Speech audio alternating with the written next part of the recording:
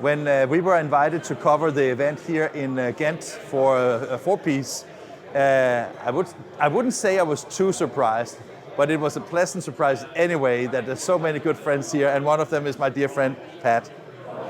Good to see you. Yeah, I love being here. It's so great to be at events with you. Likewise, and it seems that we are getting to more and more of the same events, right? We are. Yeah, we that's are. fantastic. Pat, I mean, you are almost almost like you are the centerpiece of everybody who talks about workflow automation and inkjet and all the new technologies, because you have so much experience. When you see something like Atomyx being presented today, and also with the bold promises from Tom in his keynote, right? What comes to mind very first? So I love the idea of an integrated platform as a service. I think it's an interesting spin on using cloud services to really change the dynamics of the conversation. Because we've talked about software as a service for a very long time. And then we started to talk about platforms as a service, but they were still very disconnected. Everybody's was an individual platform. And the story that Tom and the four-piece team bring to the picture is integrating multiple platforms in a way that they can share data, and multiple platforms that may not necessarily be doing the exact same thing.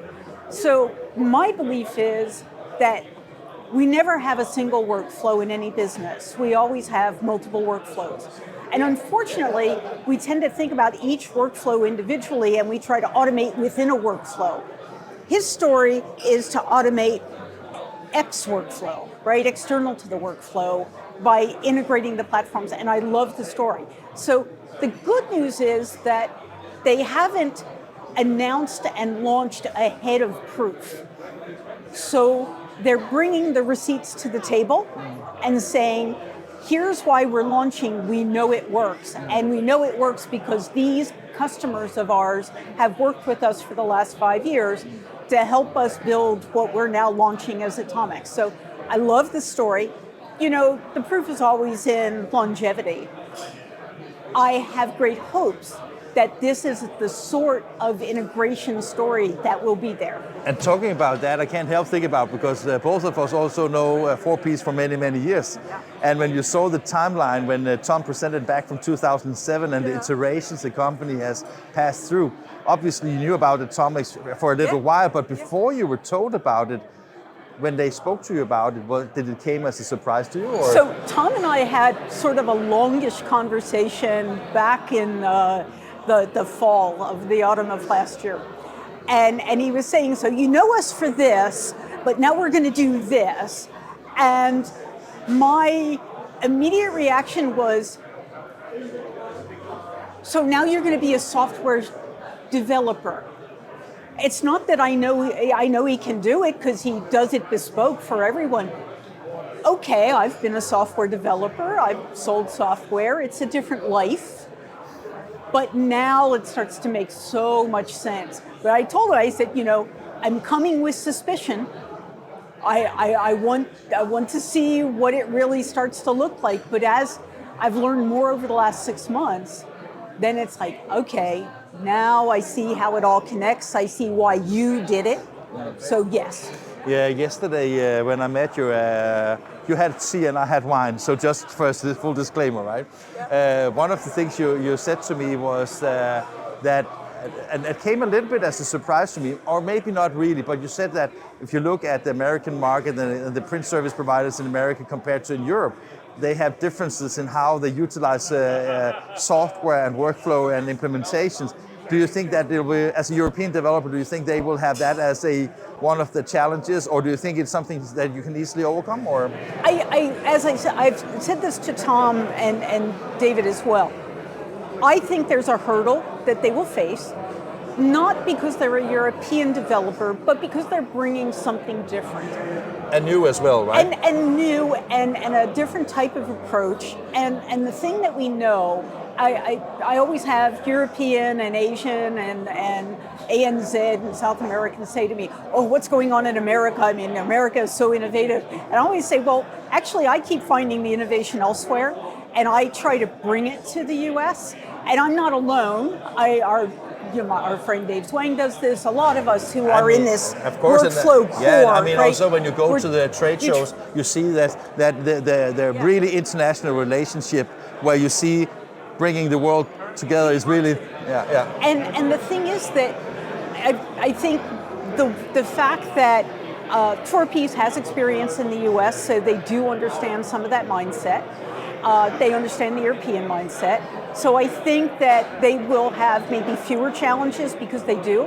But the U.S. market is so hard to crack because it is a nation of tiny individualists, right?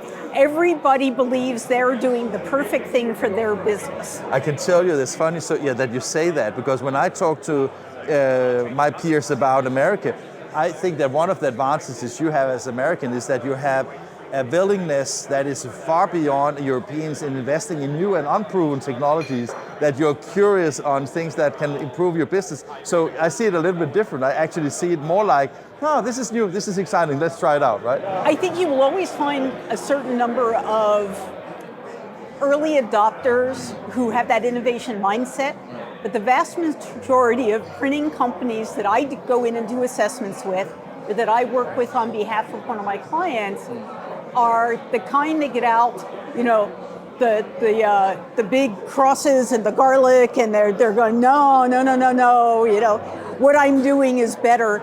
Or there is a fear of the cost of automation, and they somehow have convinced themselves that doing things manually is more cost effective.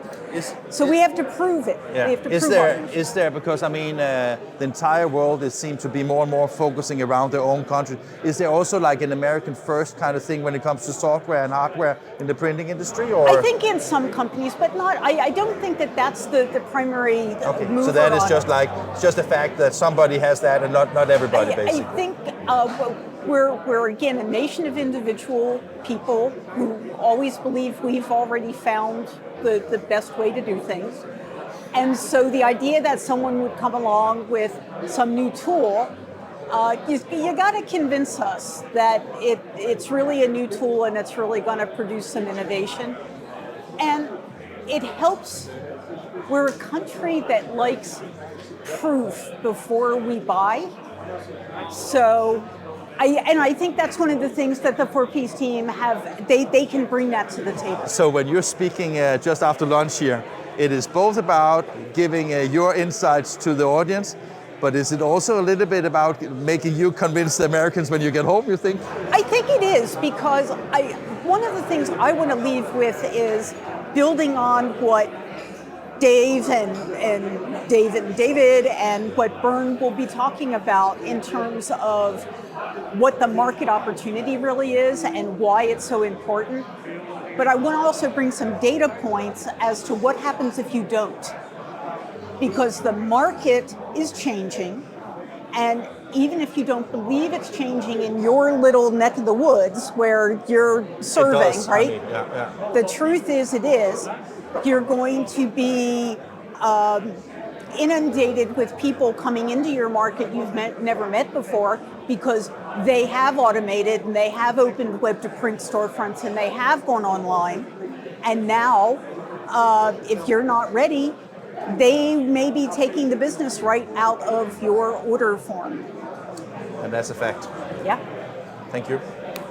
You got it.